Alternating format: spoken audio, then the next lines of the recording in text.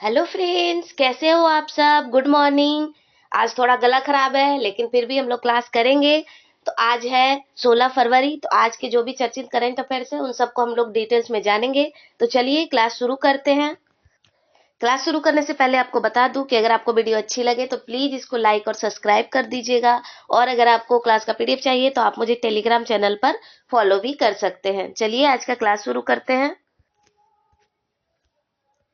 आज का थॉट है, किसी को कोई फर्क नहीं पड़ता आप किस हालात में जी रहे हैं, आपको खुद ही अपने हालात बदलने होंगे। देखिए, कोई भी आपका साथ नहीं देगा अगर आपका समय अच्छा ना हो और आपके पास पैसे ना हो। तो इसीलिए जरूरी है कि आप अपने समय को और अपनी कमाई को ध्यान देना बहुत जरूरी है कि आप किस तरह से फ्यूचर में आगे बढ़ेंगे और किस फील्ड में काम करेंगे। तो बहुत जरूरी है कि पैसों को कमाया जाए। बिना पैसों के कोई किसी को नहीं पूछता है। तो चलिए क्लास शुरू करते हैं। आज का पहला क्वेश्चन है, महिला एवं बाल विकास मंत्रालय के द्वारा 14 फरवरी 2026 को कहां पर कार्यस्थल पर महिलाओं की सुरक्षा सी बॉक्स पर एक राष्ट्रीय सम्मेलन आयोजित किया गया है। देखिए, महिला एवं बाल विकास मंत्रालय जो है, इसकी जो हेड है, यानी कि जो इसकी मंत्री है, मंत्री अन्नपूर्णा देवी, अन्नपूर्णा देवी, इनके द्वारा इसको हेड किया जाएगा। और यहाँ पर ये स्पीच भी देंगी, अपना एक भाषण भी देंगी। और ये दिल्ली में आयोजित होगा। दिल्ली में कहाँ पर? तो दिल्ली में भारत विज्ञान भवन जो है, विज्ञान भवन में इसका आयोजन किया जाएगा, नई दिल्ली में। और ये महिला सुरक्षा के लिए, महिला का जो ऑफिस या कोई वर्क प्लेस है, वर्क प्लेस पे इनकी सुरक्षा को सुनिश्चित करना इसका मुख्य लक्ष्य है। और इन लोगों को यहाँ पर शपथ भी दिलाया जाएगा ताकि जो वर्क प्लेस पे महिलाएं हैं उनकी सुरक्षा को सुनिश्चित किया जा सके। और ये जो बैठक किया जा रहा है, सम्मेलन किया जा रहा है, ये फौज के तहत जो कार्यस्थल पर महिलाओं के यौन उत्पीड़न अधिनियम जो एक्ट है उसके तहत इसको किया जा रहा है। ये एक्ट कब बना था? तो ये बना था 2013 में। और इसका कार्य यही है कि ये महिलाओं की जो उत्पीड़न है उसको रोकना, उसकी रोकथाम के लिए और महिलाओं की सुरक्षा को सुनिश्चित करना इसका कार्य है। इसमें 10 10 कर्मचारी वाला एक संगठन बनाया जाता है। कर्मचारी वाला संगठन बनाया जाता है ताकि महिलाओं की जो सुरक्षा है, निषेध है, निवारण है, उनका ये रोकथाम कर सके। और अगर हम सी बॉक्स की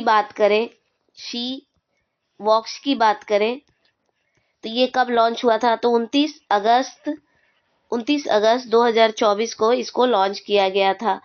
फौज अधिनियम तो 2013 में आया था। फौज अधिनियम जो है वो 2013 से कार्य कर रहा है। और इसका फुल फॉर्म देखें, अगर सी बॉक्स का फुल फॉर्म देखें तो इसका फुल फॉर्म है यौन उत्पीड़न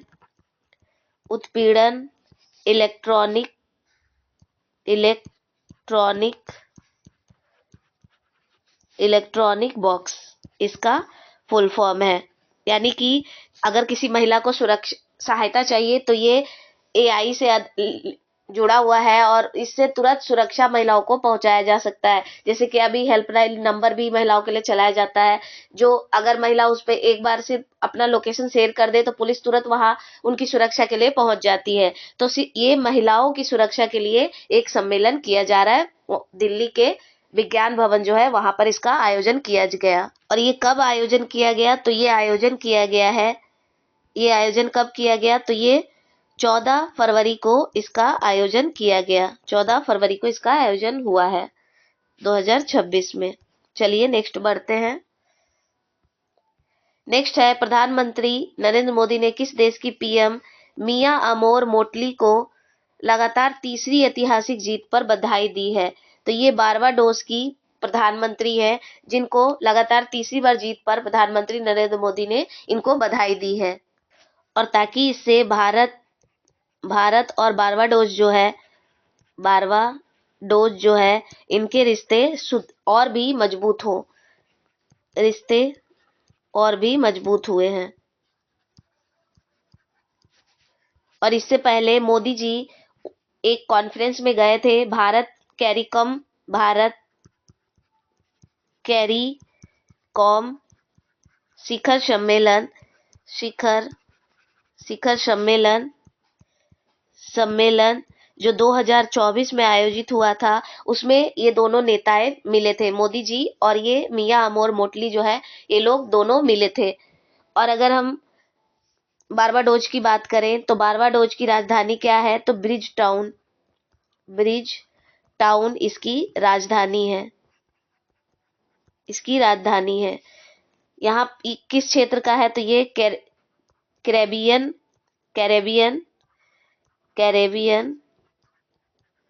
कैरेबियन क्षेत्र का ये देश है।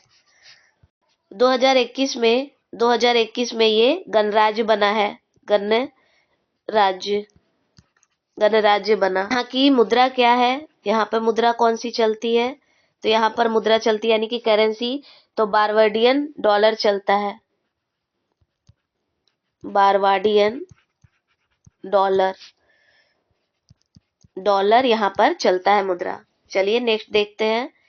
नेक्स्ट है, किस राज्य के उखरूल जिले में दंगों के बीच इंटरनेट सेवाएं निलंबित कर दी गई हैं, तो ये ऐसा मणिपुर में किया गया है, क्योंकि यहाँ पर काफी जो मैती ट्राइब है और जो कुकी ट्राइब है उनके बीच हमेशा विवाद बना ही रहता है। उसी को लेकर अभी इंटरनेट यहाँ पर अस्थायी रूप से बंद कर दिया गया है। और ये इंटरनेट सेवा बंद कैसे किया गया, तो यहाँ पर एक भारत में एक्ट बना हुआ है, टेलीग्राफ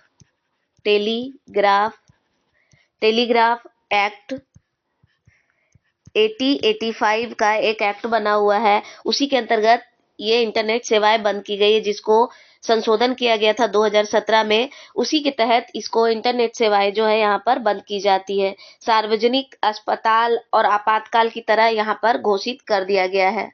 यहाँ पर इंटरनेट सेवाएं बंद करने का बस एक ही मकसद है कि जो न्यूज इधर से उधर मतलब एक जगह से दूसरी जगह फैलता है बहुत तेजी से, उसको रोका जा सके और कुछ कंट्रोल किया जा सके विवाद को।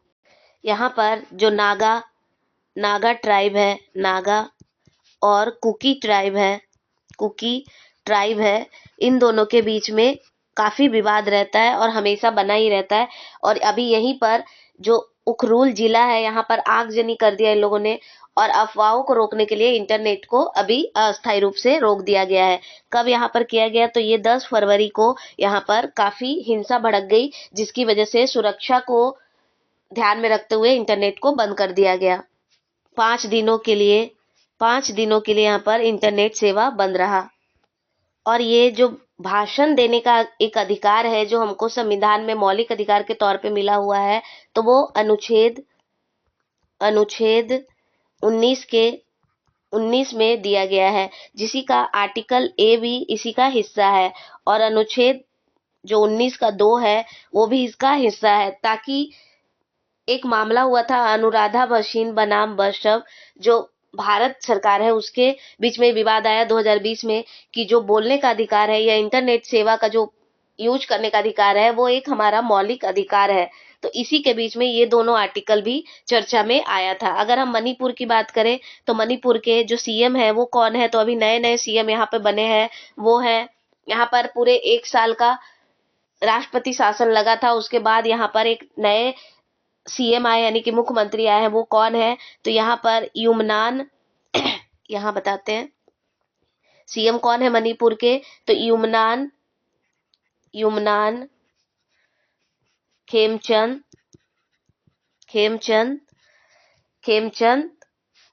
और एक डिप्टी सीएम भी है, डिप्टी सीएम जो कुकी ट्राइब से है, वो है नेमचा किपगेन यहाँ पर डिप्टी सीएम है। अगर यहाँ की राज्यपाल की बात करें, तो यहाँ राज्यपाल कौन है, अजय कुमार भल्ला यहाँ पर राज्यपाल के रूप में अभी कार्यरत हैं। चलिए नेक्स्ट देखते हैं। नेक्स्ट है इंडियन कोस्ट गार्ड के प्रमुख कौन है जिन्होंने गोवा में वाटर जेट उत्पादन एवं प्रशिक्षण सुविधा का उद्घाटन किया है? तो ये हैं परमेश शिवमनी, जिनको हम शॉर्ट में पी शिवमनी भी कहते हैं। इन्होंने वाटर जेट उत्पादन एवं प्रशिक्षण जो ट्रेनिंग होता है उसका सुविधा का जो उद्घाटन है वो किया है, और ऐसा करने वाला भारत तीसरा देश बन गया है। तीसरा देश भारत बन गया है। भारत थर्ड देश यानी कि तीसरा देश बन गया है ये सिस्टम लगाने वाला। इससे पहले कौन थे? पहले में देखें तो यूएसए और साउथ कोरिया जो है उनके द्वारा ये सिस्टम लगाया जा चुका है। इसमें भारत स्वदेशी जो जेट है उनका उत्पादन करेगा। स्वदेशी का जो जेट है वो उत्पादन यानी खुद से जेटों का खुद उत्पादन यानी बनाया जाएगा, उनको स्वदेशी रूप से उनका रख रखाव किया जाएगा। रख रखाव सब स्वदेशी रूप से किया जाएगा। इससे भारत का जो पहला स्वदेशी एयर कुशन व्हील कार्यक्रम की प्रगति का भी इन लोगों ने समीक्षा किया है। चलिए नेक्स्ट देखते हैं। नेक्स्ट है हाल ही में गिफ्ट सिटी कंपनी लिमिटेड का अध्यक्ष किसे नियुक्त किया गया है? तो ये नियुक्त किया गया है उदय कोटक को, अभी हाल ही में नियुक्त किया गया है। उदय कोटक जो है इन्होंने कोटक महिंद्रा जो बैंक है कोटक महिंद्रा जो बैंक है उसके ये संस्थापक भी हैं, और ये अभी गिफ्ट सिटी के हेड के रूप में या अध्यक्ष के रूप में इनको नियुक्त किया गया है। और इन्होंने किसकी जगह पर लिया है? तो इन्होंने हसमुख अधिया जो है उनकी जगह पर इनको नियुक्त किया गया है। जगह पर ये अब रिटायर हो गए, इसीलिए इनकी जगह पर इनको उदय कोटक को नियुक्त किया गया है। अगर गिफ्ट सिटी की बात करें, गिफ्ट सिटी क्या है? तो गिफ्ट सिटी जो है इसका फुल फॉर्म है Gujarat international finance tech city, इसका फुल फॉर्म होता है। और ये शुरू कब किया गया था? तो ये प्रोग्राम जो गिफ्ट सिटी है ये शुरू किया गया था 10 अप्रैल 2015 को इसको शुरू किया गया था। और इसका मुख्यालय कहाँ है? तो मुख्यालय गांधीनगर गुजरात इसका मुख्यालय है। और ये जो है गिफ्ट सिटी ये अंतरराष्ट्रीय यानी कि इंटरनेशनल वित्तीय सेवा केंद्र यानी कि IFSC और घरेलू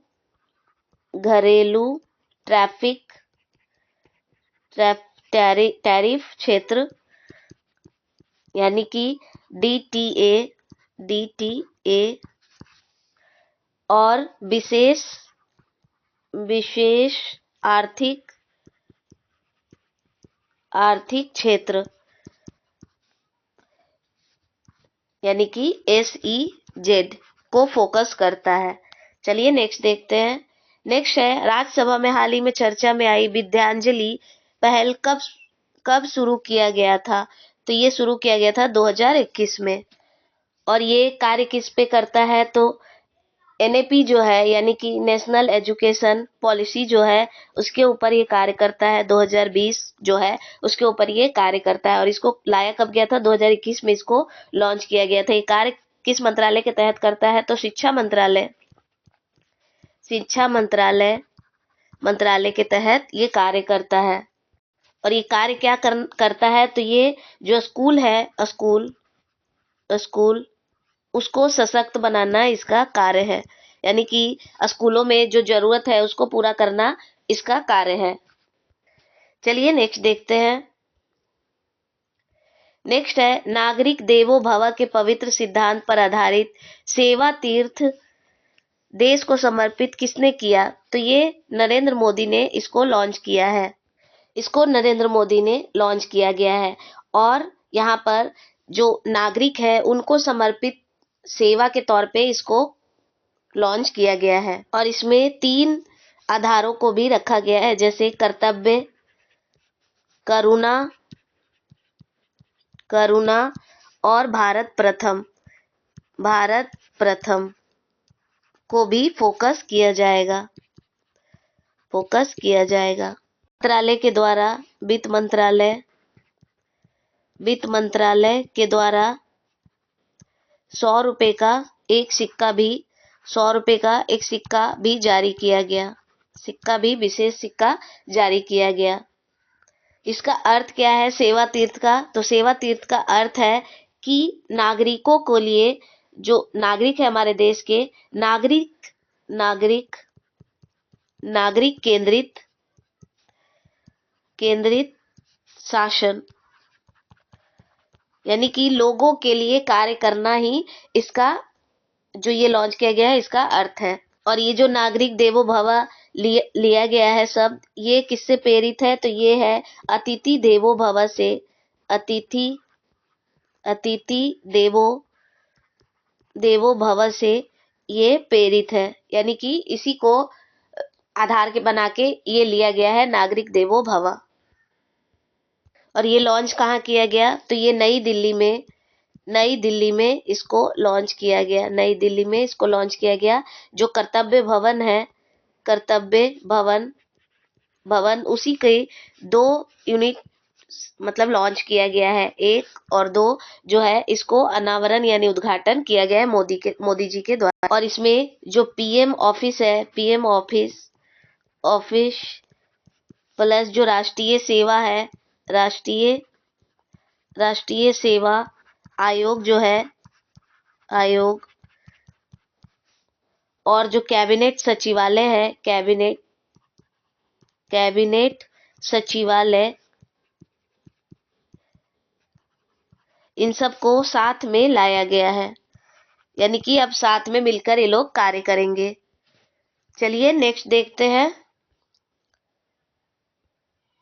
नेक्स्ट है सड़क दुर्घटना पीड़ितों के लिए प्रधानमंत्री राहत स्कीम शुरू की गई। इसमें प्रति पीड़ित कितने लाख रुपए तक का कैशलेस उपचार प्रदान किया जाएगा? तो ये 1.5 लाख रुपए जो है वो हर जो भी एक्सीडेंट से पीड़ित बीमार रोगी होंगे उनको सहायता के रूप में इतने का मुफ्त इलाज उनको दिया जाएगा।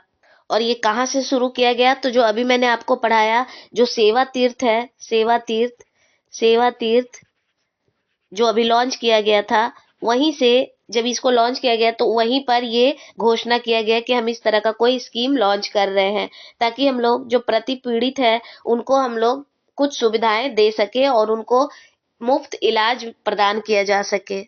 और अगर वो गोल्डन आवर क्या है? तो जैसे ही किसी का एक्सीडेंट होता है और तुरंत उसको कोई अस्पताल में पहुंचा देता है तो वो एक गोल्डन आवर होता है। तो उसी को फोकस करने के लिए ये कहा गया है कि अगर इसी टाइम पे वो पहुंच जाते हैं और 7 दिन तक वो अस्पताल में भर्ती रहते हैं तो उनको ये जो सुविधा है वो दिया जाएगा। अगर हम पीएम राहत स्कीम की बात करें तो इसमें ये एक राष्ट्रव्यापी आपातकालीन चिकित्सा प्रतिक्रिया जो पहल है वो है राष्ट्रव्यापी प्रतिक्रिया चिकित्सा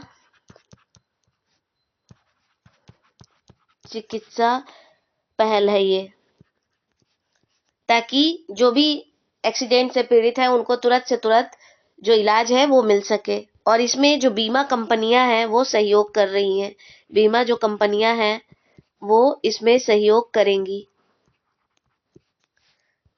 चलिए आगे बढ़ते हैं।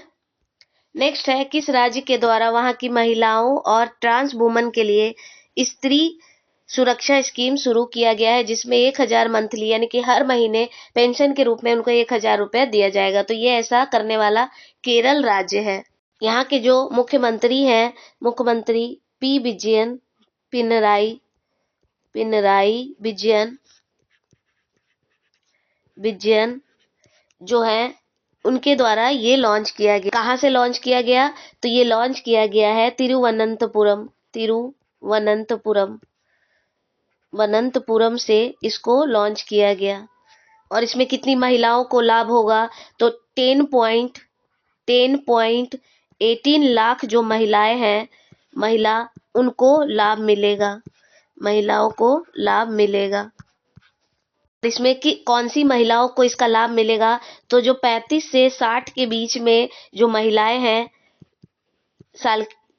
हैं और जो ट्रांस वुमेन है यानी कि ट्रांसजेंडर जो है, उनके लिए इसको लॉन्च किया गया है। और इसकी पहली जो किस्त है, जिस दिन ये घोषणा किया गया उसी दिन दे भी दिए, मतलब कि जितनी भी महिलाएं थी उनके अकाउंट में ट्रांसफर भी कर दिया गया।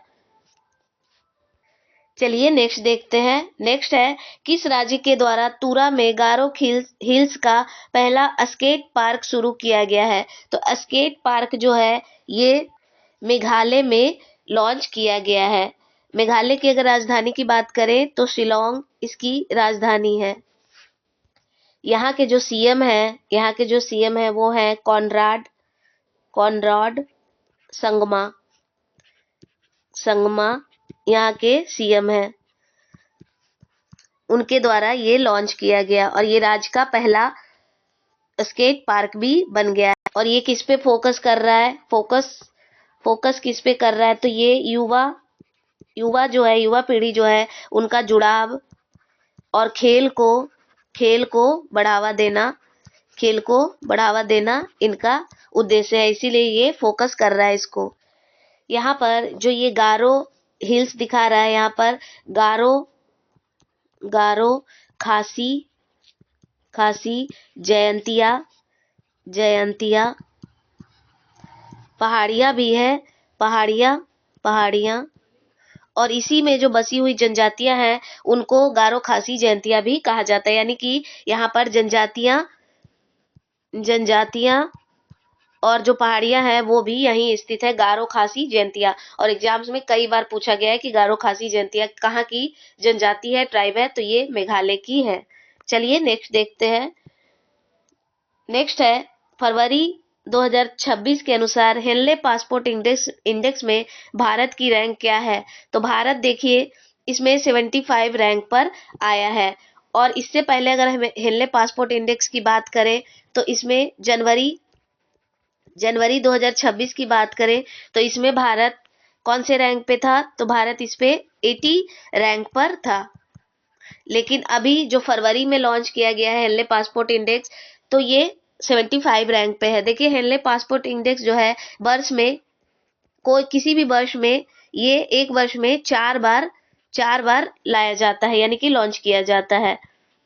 तो अभी जो आया है उसमें भारत की रैंक थोड़ी अच्छी हुई है, बेहतर हुई है और ये 75 रैंक पे है। और हम जो भी हेनले पासपोर्ट इंडेक्स में आती है, जो सबसे टॉप पे होती है, उस देश के जो नागरिक हैं वो कितने देशों में वीजा फ्री ट्रैवल कर सकते हैं, उस पर ये डेटा जारी करता है।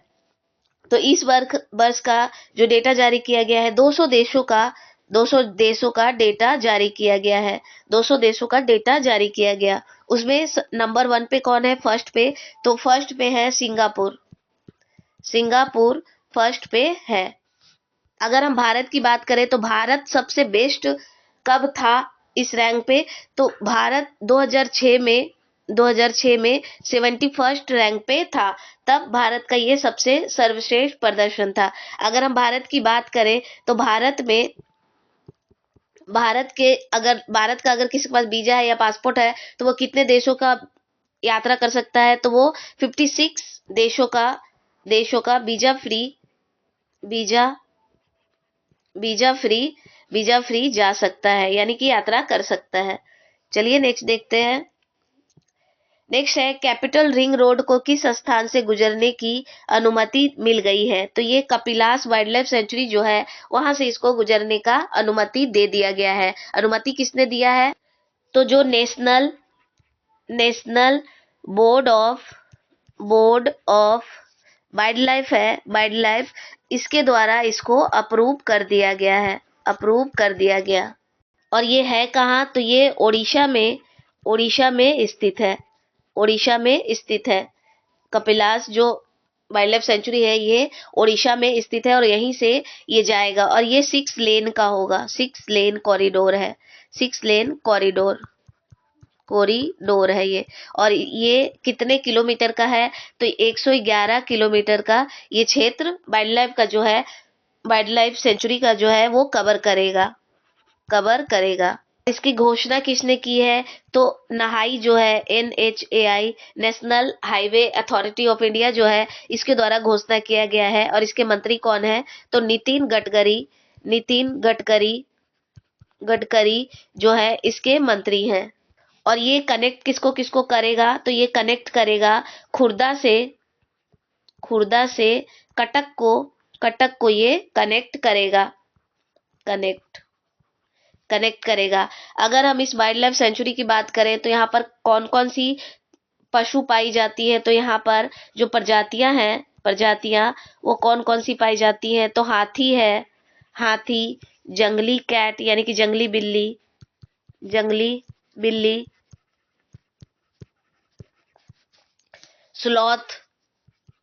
Sloth, beer. यहाँ पर कौन कौन से वृक्ष पाए जाते हैं? तो यहाँ पर साल वृक्ष पाए जाते हैं, साल, टीक, बांस के भी पेड़ पाए जाते हैं। और यहाँ किस तरह का फॉरेस्ट है यानी जंगल है? तो ये डेसिडुअस है। डुअस यहाँ का फॉरेस्ट है। चलिए नेक्स्ट देखते हैं। डॉनियर 228 एयरक्राफ्ट डील अभी हाल ही में डॉनियर जेम पेट कंपनी के साथ किया गया। भारत में इसे कौन बनाएगा? तो ये हिंदुस्तान एरोनॉटिक्स लिमिटेड यानी कि HAL के द्वारा इसको बनाया जाएगा। डॉनियर 228 एयरक्राफ्ट जो है इसमें 15 से 19 लोग बैठ सकते हैं। ये एयरफोर्स के पास ऑलरेडी है। एयरफोर्स जो इंडियन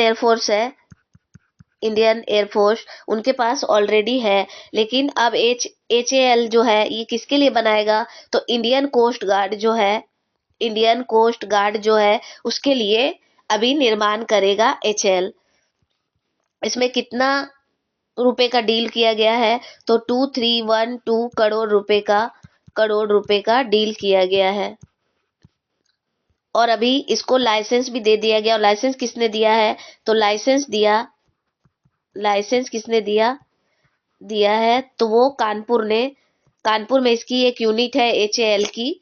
कानपुर में इसकी HAL की एक यूनिट है, उसने ही इसको अभी लाइसेंस दे दिया है। और इसमें दो इंजन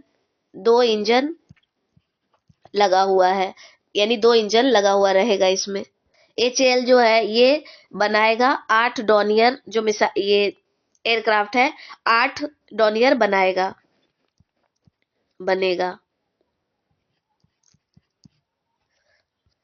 चलिए नेक्स्ट देखते हैं। नेक्स्ट है देशव्यापी सामूहिक औषधि अभियान लिम्फेटिक फाइलेरियोसिस उन्मूलन अभियान शुरू किया गया। इसे कब तक खत्म करने का टारगेट रखा गया है? तो देखिए लिम्फेटिक फाइलेरियोसिस जो है इसको अगर हम नॉर्मल भाषा की बोलचाल में देखें तो इसको हाथी पाँव बीमारी कहा जाता है। हाथी पाँव बीमारी। और ये होता किसके कारण है? तो ये होता है जो संक्रमित मच्छर होते हैं, संक्रमित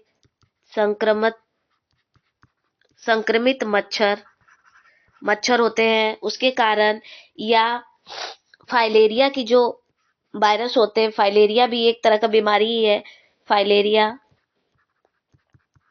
फाइलेरियल कृमि जो होते हैं उसके द्वारा ये फैलाया जाता है।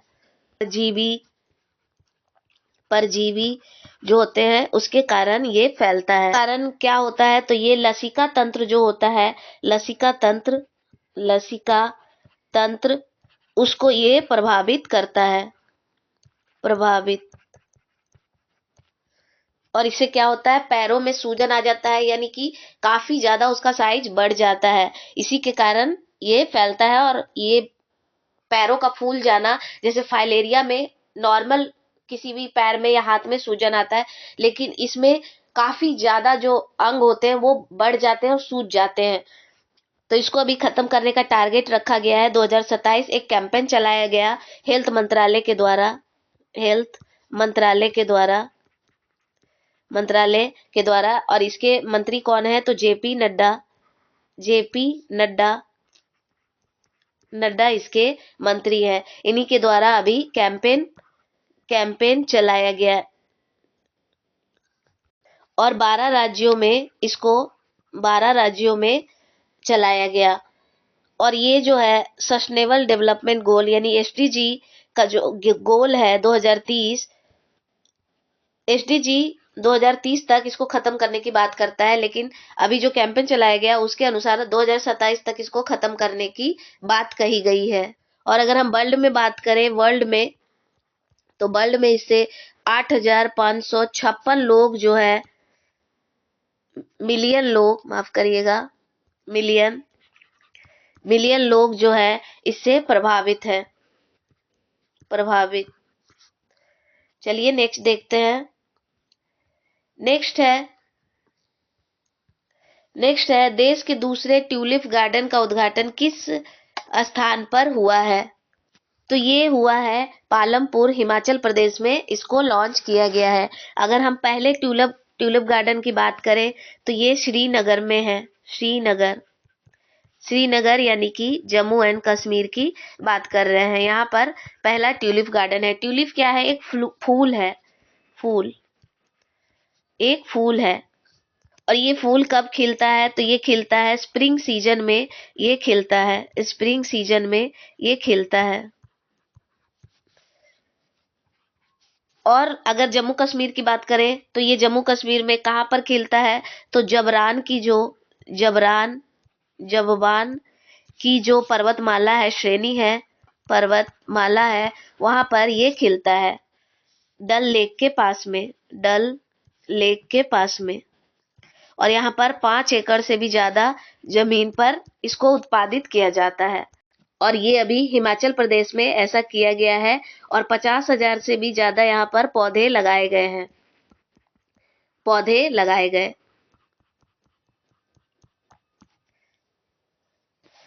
चलिए नेक्स्ट देखते हैं। नेक्स्ट है आत्मनिर्भर भारत अभियान के तहत किस सेना ने अपने स्क्वाड में स्वदेशी नस्लों के कुत्तों को शामिल किया है, यानी कि डॉग्स को शामिल किया है? तो असम राइफल के द्वारा शामिल किया गया है। इसमें 2 प्रजातियों को शामिल किया गया है। तो वो 2 प्रजाति कौन से हैं? 2 प्रजाति कौन से हैं? तो एक है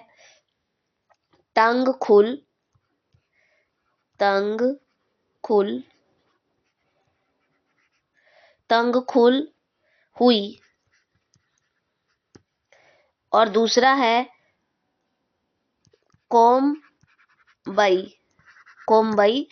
और ये जो कोम्बई है ये तमिलनाडु का ये क्षेत्रीय जो स्थानीय डॉग है वो है। और तुंग खोल हुई जो है ये मणिपुर का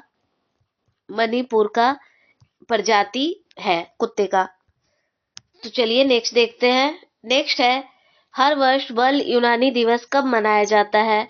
तो ये 11 फरवरी को मनाया जाता है। अभी क्या हुआ है, जो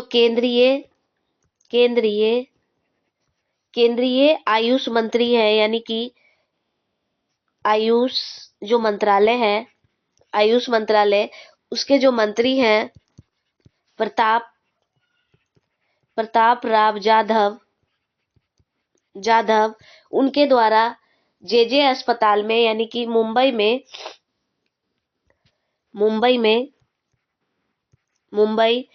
में यूनानी रिसर्च सेंटर का उद्घाटन किया गया है।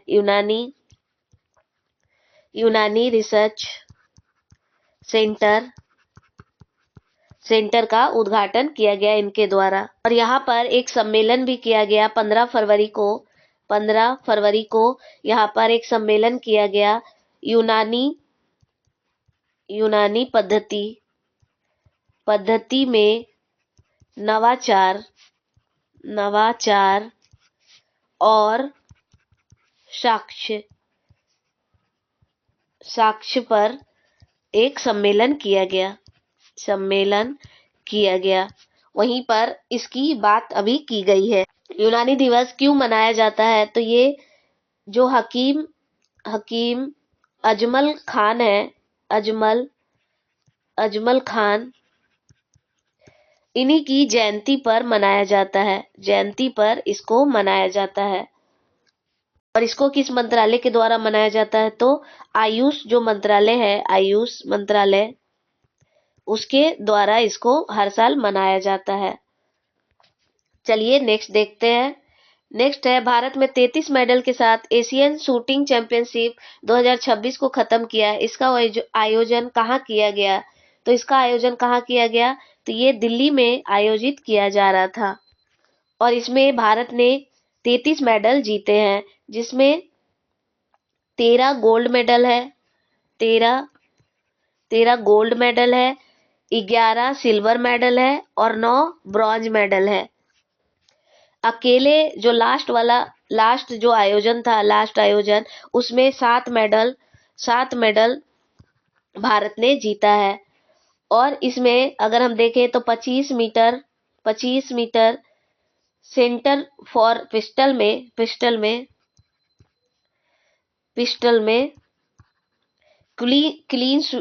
क्लीन पोडियम स्वीप भी भारत के द्वारा किया गया। क्लीन पोडियम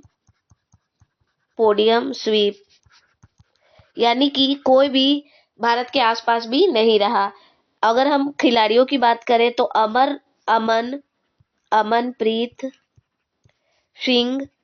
अमनप्रीत सिंह, ये इन्होंने गोल्ड मेडल जीता। गुरप्रीत सिंह ने यहाँ पर सिल्वर मेडल जीता। अंकुर गोयल, इन्होंने ब्रॉन्ज मेडल जीता है। भारत ने इस इवेंट में पोडियम पर दुर्लभ क्लीन स्वीप हासिल किया, यानी कि कोई भी भारत के आसपास भी नहीं रहा। और भारत इसमें नंबर 1 पे रहा, फर्स्ट पे रहा। चलिए नेक्स्ट देखते हैं। नेक्स्ट है, थाईलैंड में भारत की तरफ से एम्बेसडर किन्हें नियुक्त किया गया है? तो थाईलैंड में जो भारत की तरफ से अभी, यानी कि भारत के जो एम्बेसडर है, जो वहां के जो एम्बेसी होगी उसको संभालेंगे, वो है पुनीत अग्रवाल। इनको अभी नियुक्त किया गया है। और ये 1997 के आईएफएस हैं, यानी कि भारतीय विदेश सेवा जो होता है, आईएफएस रह चुके हैं। इसकी घोषणा किसने की? तो विदेश मंत्रालय के द्वारा इसकी घोषणा की गई है। मंत्रालय के द्वारा घोषणा। चलिए नेक्स्ट देखते हैं। आज का लास्ट क्वेश्चन है, इंडियन आर्मी ने पहला international military adventure challenge cup 2026 की मेजबानी करेगी। इसका आयोजन कब होगा? तो ये 18 से 23 फरवरी के बीच में आयोजित किया जाएगा। और इसका आयोजन होगा कहाँ? तो पूर्वी हिमालय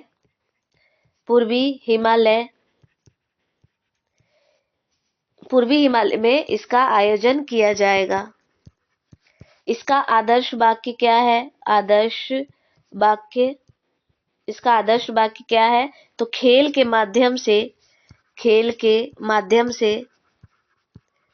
माध्यम से मित्रता,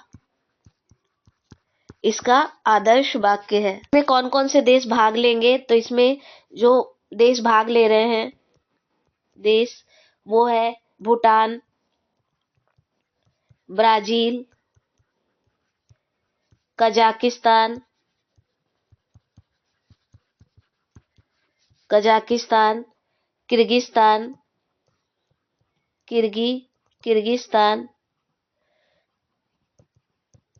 Kyrgyzstan, Nepal, Sri Lanka, Saudi Arab, ये सारे देश इसमें भाग ले रहे हैं। अगर हम भारत की तरफ से बात करें, तो इंडियन कोस्ट गार्ड जो है वो भाग लेगा। आईटीबीपी जो है वो भाग लेगा। भारतीय वायुसेना वायुसेना, भारतीय सेना यानी कि आर्मी इसमें भाग ले रहे हैं भारत की तरफ से। तो चलिए आज का क्लास यही तक। आज मेरा गला बहुत खराब था, फिर भी मैंने क्लास ले लिया। तो थैंक यू फॉर वॉचिंग। अगर आपको क्लास का पीडीएफ चाहिए तो आप मुझे टेलीग्राम चैनल पर फॉलो कर लीजिएगा, वहां आपको पीडीएफ मिल जाएगा। तो चलिए पढ़ाई करते रहिए अच्छे से, अपने लक्ष्य की तरफ बढ़ते रहिए। बाय।